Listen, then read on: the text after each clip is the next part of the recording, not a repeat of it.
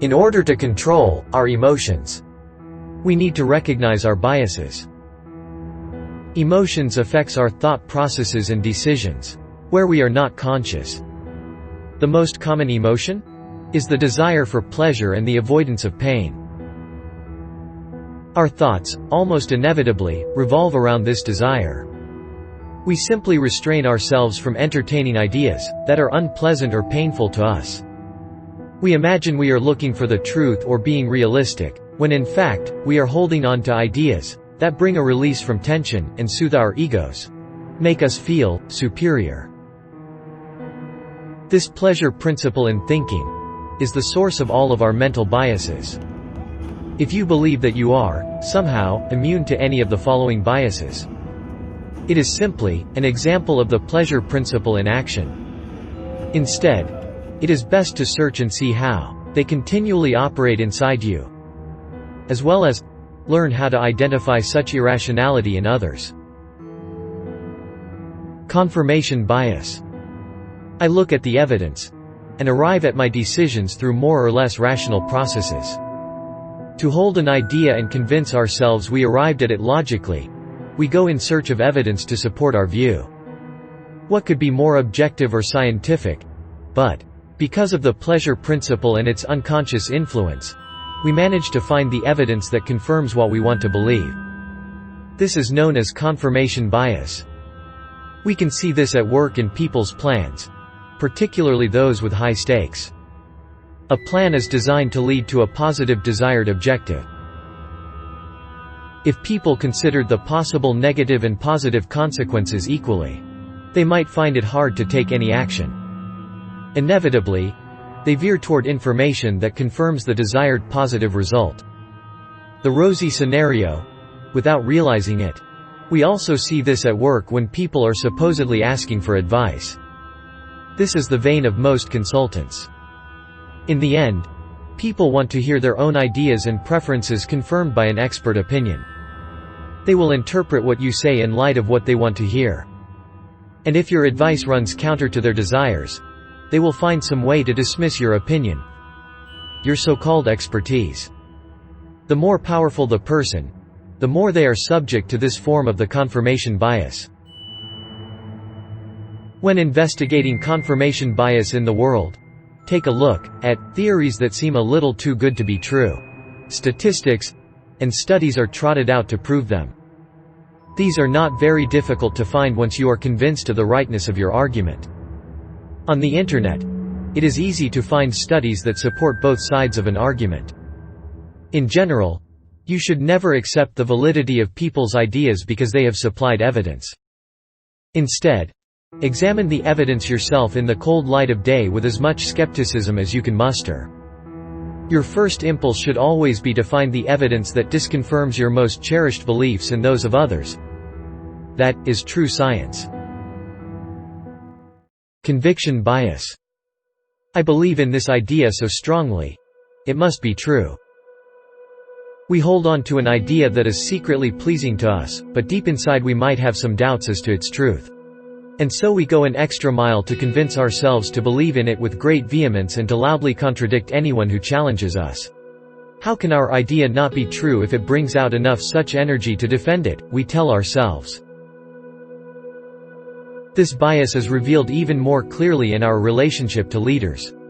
If they express an opinion with heated words and gestures, colorful metaphors and entertaining anecdotes and a deep well of conviction, it must mean they have examined the idea carefully to express it with such certainty. Those, on the other hand, who express nuances, whose tone is more hesitant, reveal weakness and self-doubt, are probably lying, or so we think. This bias makes us susceptible to salesmen and demagogues who display conviction as a way to convince and deceive. They know that people are hungry for entertainment, so they cloak their half-truths with dramatic effects. Appearance bias. I understand the people I deal with. I see them just as they are.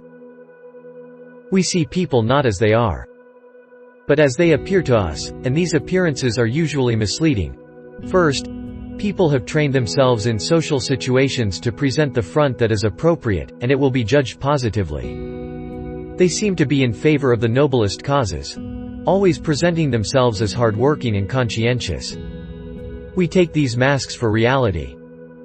Second, we are prone to fall for the halo effect when we see certain negative or positive qualities in a person: social awkwardness, intelligence.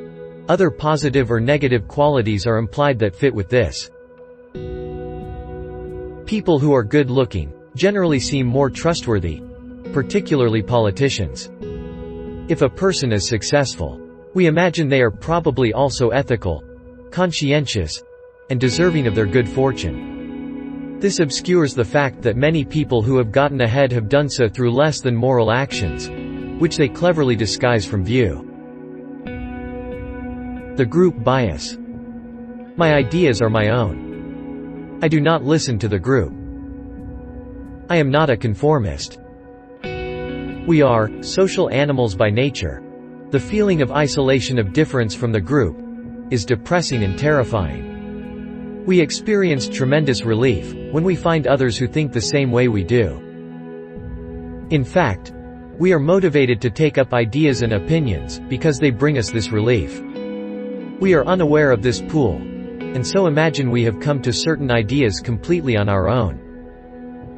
Look at people who support one party or the other, one ideology, and noticeable orthodoxy or correctness prevails, without anyone saying anything or applying overt pressure.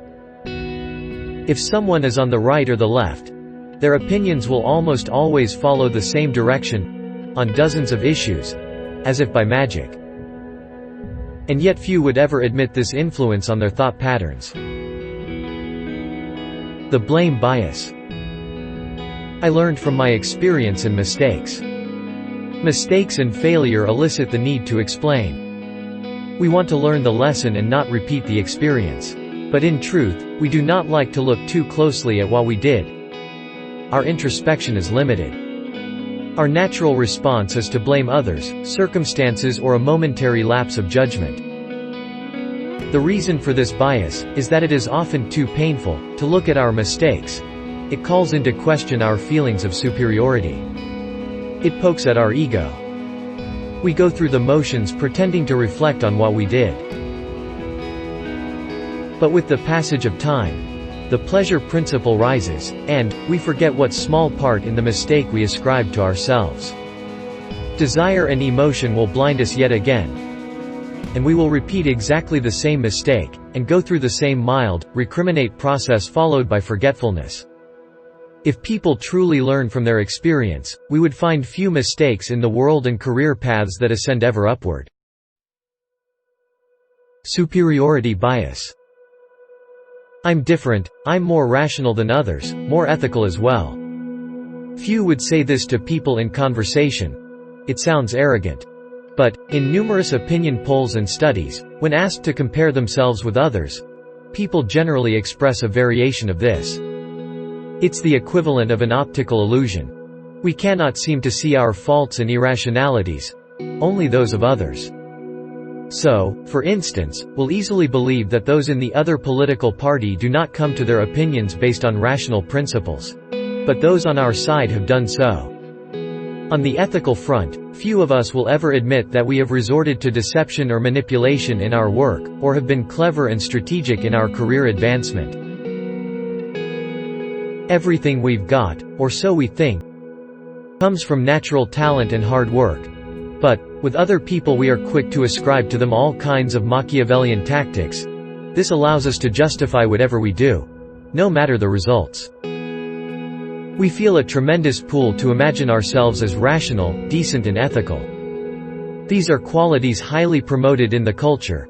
To show signs otherwise is to risk great disapproval.